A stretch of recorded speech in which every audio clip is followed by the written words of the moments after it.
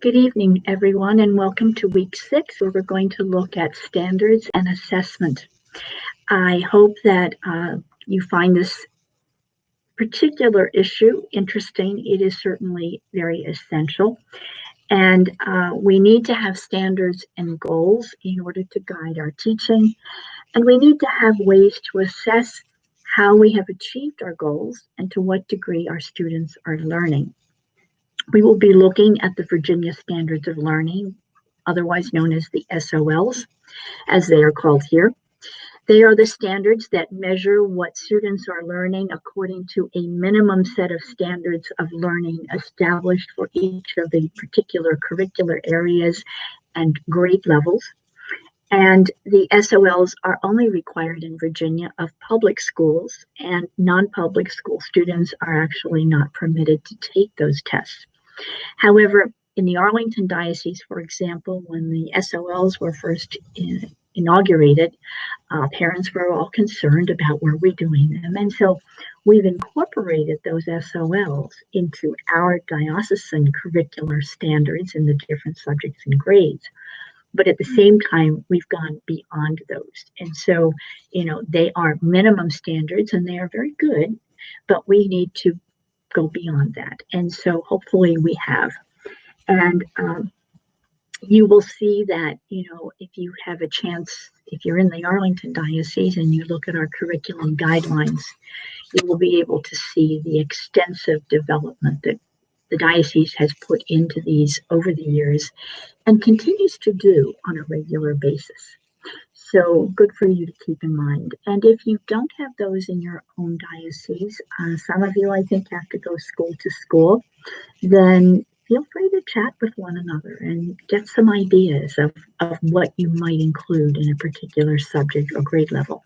If you have your own diocesan guidelines, then that is what should influence and drive your own course of study for your students, whatever the grade level might be.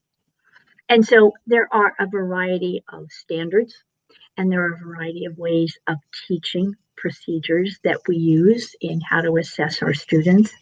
And right now in the Arlington Diocese, they're doing a great deal with Scantron, not those little machines that you think of where you feed the little paper in and it marks a paper, but it's a system of 3 annual assessments, 3 assessments during each year, so that students can be monitored throughout the year.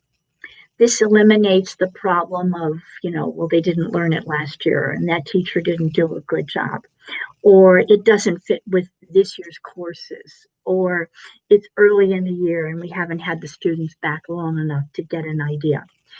By having the 3 separate segments, it allows each class, each teacher to assess where they are in reality when they come to you, how they've progressed by mid-year, and where they are as you get closer to the end of the year. The second type of standard that we're going to look at is what's been called the Common Core standards that many states have been requiring of public institutions. I think some dioceses are requiring them as well because of state regulations that may mandate that. But there's also a lot of controversy about the content of some of those core standards and guidelines. So it's good for you to know that they're there. It's good for you to know they exist, and it's good for you to know to what degree your state and or your diocese incorporates them and uses them. And so, we mentioned them, but we can't go into every state guideline.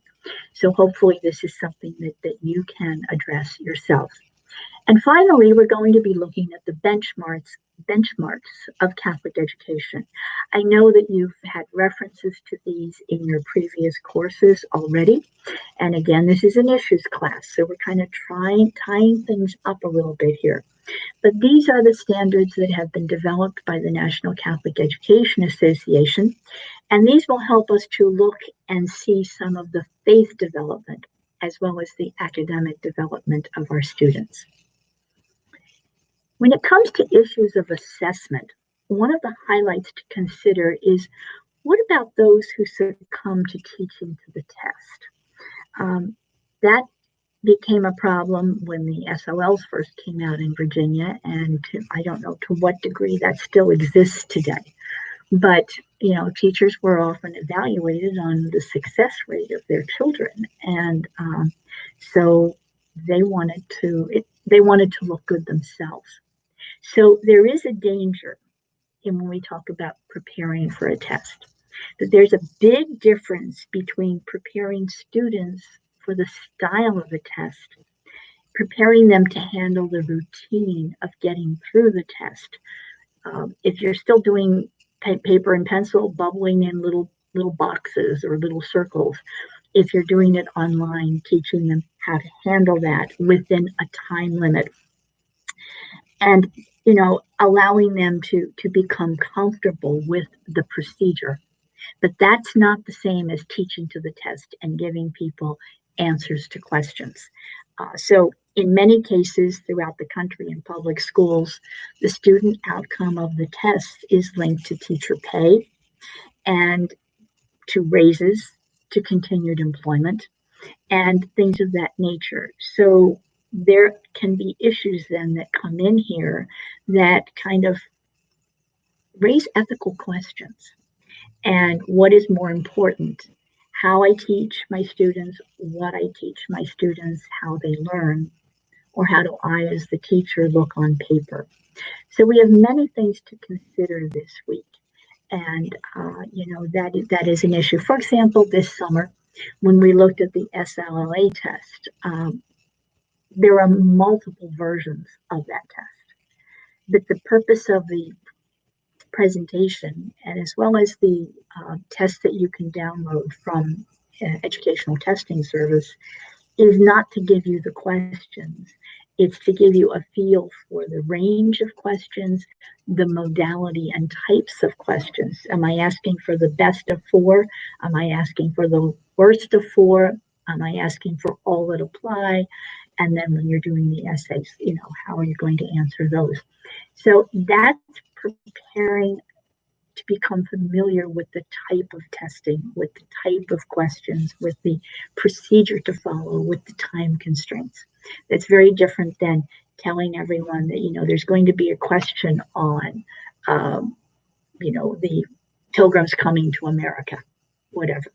So there is a difference, and there's an ethical issue involved here, and we need to be aware of that. And you may or may not have had a chance to look at that in the ethical and moral development class, because there are so many issues that pertain more to students. But this is an ethical issue that we also need to consider. So I hope you enjoy the content of this week. It is a little more detailed, a little more formalized, but it is certainly something that we need to understand. We also need to think of assessment in terms of teacher assessment. What rubrics are we following? What are the guidelines from the diocese where you are? For example, in the state of Virginia, there are guidelines for teacher observations.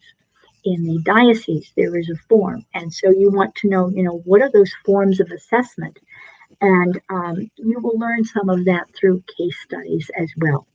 So much of what you have covered in your supervision class, this will be more of a review rather than introducing a lot of new things, but it will allow you to go back and pull on that content and use it as you analyze case studies, whether they're in the discussion board or whether there may be a written assignment. So once again, I look forward to working with you, to speaking with you, and I hope that you will have a very good week. God bless.